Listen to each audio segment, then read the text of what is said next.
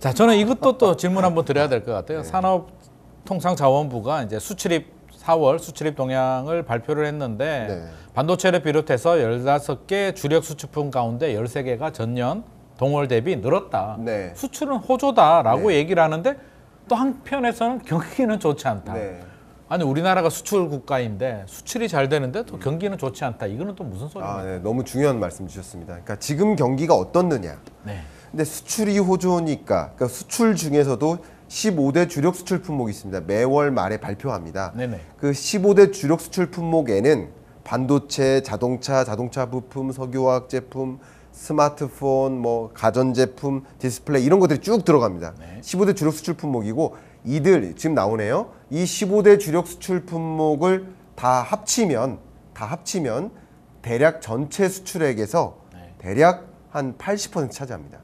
근데 이 15대 주력 수출 품목의 전체 증감률이 11.7%라는 이 숫자가 나오죠. 자, 이거 무슨 말씀을 드리냐면 우리 경기가 지금 회복됐냐? 그러면 수출 중심으로 회복된 걸 회복이라 할 수 있느냐? 회복이라 할 수 있겠죠. 그러나 마치 반 아이들이 50명 있는데 우등생 1등부터 5등 요 학생들만 성적이 늘었어요. 근데 나머지 45명은 성적이 안 늘었어요. 근데 반 평균 성적은 늘었습니까? 줄었습니까? 늘었죠. 그러니까 평균적으로 전체 총량적으로는 늘어난 게 맞아요. 그러나 나머지 45명은 전혀 체감할 수 없는 평균 성적의 상승이다. 이렇게 표현할 수 있겠죠. 이게 무슨 말이냐? 전체 수출이 늘었어요. 그리고 15대 주력 수출 품목의 수출이 늘었어요. 그 중에서도 반도체와 자동차 부품 수출이 크게 늘어나고 있습니다. 그러면 이게 서민 경제적으로 회복세를 실감할 수 있느냐? 전혀 실감할 수 없죠. 그래서 이게 바로 지금 질문 주신 게 그거예요. 전체 경기는 총량적으로 회복됐느냐? 맞아요. 회복된 게 맞아요. 그리고 그거라도 회복된 게 다행이라고 생각할 수 있어요. 그런데 반도체와 자동차를 중심으로 한 수출 경기가 회복된 걸 가지고 전체 경제가 회복됐다고 느낄 수 있느냐? 느껴지진 않죠. 그래서 이름하여 지표 경제와 체감 경기 간의 괴리가 나타나고 있다. 이렇게 설명드리겠고요. 근데 전체 수출은 또 전체 경제는 규모 면에서 총량적인 면에서 회복되는 국면 안에 있는 건 맞습니다. 그러나 굉장히 강한 이렇게 견조한 성장세라고 표현하기는 어렵지만 바닥을 찍고 회복되는 건 맞지만 서민들이 체감하는 그 체감 경기가 회복된 건 아니다. 이렇게 좀 설명드리겠습니다. 수출 대기업 위주의 수출은 잘 되는데 우리 내수 시장이라든지 우리 국민들이 체감하는 거는 좀 약하다. 이렇게 볼 수는 있겠네요. 우등생 얘기하니까 괜히 또 뜨끔합니다. 학교 다닐 때. 제가 이렇게 세 명이 영상에 같이 나오니까 사진이 그죠? 저 혼자 이제 다른 지역에서 온 사람 같이 두 백인과 흑인이 조명을 따로 해드릴까요? 조명 왜 제 조명을 나쁘게 이렇게 하셨나요? 그리고 이제 우리가 부동산 얘기도 해보고 했지만 또 주식 얘기 안 할 수는 없죠. 수출입 동향을 바탕으로 주식시장, 우리 또 주식 전문 우리 앵커님, 박상정 앵커님께서 기관, 외국인, 개인 투자자들이 매수, 매도한 종목 한번 정리 한번 해주시면 좋을 것 같아요. 조금 전에 수출입 동향을 말씀을 해주셨는데 확실히 숫자는 좀 좋아졌지만 이것을 시장에서 받아들이는 것도 기존에 잘하던 걸 계속 잘하는 섹터는 별로 관심이 없었습니다. 예를 들어서 반도체도 늘었다, 자동차도 수출 잘 된다라고 하지만은 시장에서는 여기에 큰 프리미엄을 주지를 않고 이 수출입 동향이 발표되고 나서 바로 움직이는 쪽은요, 이전보다 눈에 띄게 좋아진 쪽, 혹은 이 환율 효과 그 이상 QE 증가에 보여주는 쪽, 그쪽에 관심을 가지고 있습니다. 그러니까 똑같이 팔더라도 환율 때문에 어부지리로 이득 보는 부분들이 확실히 있잖아요. 근데 그게 아니라 이 양적으로 좀 증가한 쪽, 대표적으로 소비재가 그렇습니다. 그게 어디냐라고 질문을 주셨는데 보통은 우리나라는 중간재 많이 팔고 그렇잖아요. 그래서 IT라든지 이쪽인데 그동안 화장품, 라면 이런 음식료 같은 경우는 내수 섹터의 성격이 강했는데 이제는 수출주로 봐서 충분히 프리미엄을 주고 있습니다.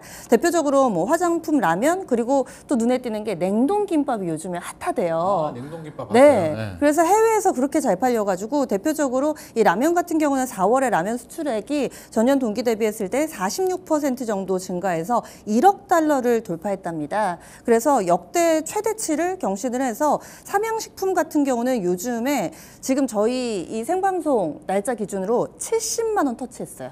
70만 원요? 70만 원. 삼양식품, 불닭볶음면. 예. 그래서 주가 상승률이 어마어마하고 그리고 또 이런 부분들이 반영이 되면서 삼양식품 같은 경우는 5월 달 지난 한 달만 80% 주가 올랐거든요. 그런데 6월 달에도 계속해서 상승을 하고 있고요. 이 여기서 그치는 것이 아니라 불닭볶음면 만들 때 그 소스가 또 핵심이라고 할 수 있는데 여기에 납품을 하는 뭐 S&D라든지 관련된 업체들 이런 수출 데이터 발표되면 라면주들을 시장에서 주목을 합니다. 거기에다가 김 같은 경우도 요즘에 김을 뭐라고 부르는지 아세요? 김? 네. 씨윗? 아 그거는 그냥 영어로 씨위드고 네. 검은 반도체라고 부른대요. 검은 반도체. 검은 네. 반도체? 그래서 김도 없어서 못 팔 정도로 수출이 어마어마하게 늘어가지고 이 김과 관련해서 시푸드 붙는 종목군, 뭐 CJ 시푸드라든지 이쪽이 강한데 사실 생각해 보면 CJ에서 파는 종류가 얼마나 많을 텐데 김 좀 잘 판다고 실적에 바로바로 반영이 뭐 크게 영향을 미치지는 않겠지만 일단은 시장에서는 이런 부분들 반영이 되면서 또 이런 시푸드자 붙는 종목 그리고 냉동 김밥이 북미 쪽에서 품절 대란을 일으키고 있다. 뭐 이런 데이터도 있는데요. 이렇게 되면서 우양이라는 또 사이즈가 작은 종목이기는 한데 김과 관련된 종목군들을 찾기도 합니다. 금액 기준으로 보면은 워낙에 업종별로 차이가 많이 나니까 이 지난달 5월 들어서 수급의 변화가 생긴 업종을 보자면은 외국인은 보험을 비롯해서 금융, 자동차 그리고 보험, 자동차, 조선 요런 쪽 많이 샀고요. 그리고 음식료 같은 경우는 기관이 주로 샀다. 이렇게 볼 수 있겠습니다. 이제 저는 예전부터 그런 생각이 들었거든요. 이게 김밥 라면 먹으면서 이 맛있는 걸 왜 우리만 이렇게 먹고 있을까 했는데 이제 외국인들이 K-팝을 보면서 한국의 K-푸드 이제 맛을 좀 들이지 않았나. 제가 그 지난달에 삼양그룹에 특강을 다녀왔거든요. 아, 예. 네. 근데 여러분 오해하지 좋았겠는데요? 마시라고요. 그러니까 이럴까봐 제가 말씀드리는데 삼양그룹하고 삼양식품하고 전혀 다른 회사. 네. 아 그래요? 네, 삼양그룹은 이제 제약 쪽 회사고요. 네, 전혀 다른 회사입니다. 둘 다 다른 좋은 삼양이군요. 회사입니다. 네. 아, 삼양식품으로 갔었어야 돼요. 그렇죠. 그러면 라면이라도 한 박스 이렇게. 혹시 이 이야기 듣고 또 삼양그룹 주식 찾아보실까봐 아, 설명드립니다. 충분히 그럴 수 있겠네요. 저 같은 사람은 같은 그룹인 줄 알 수도 있겠네요. 네. 자,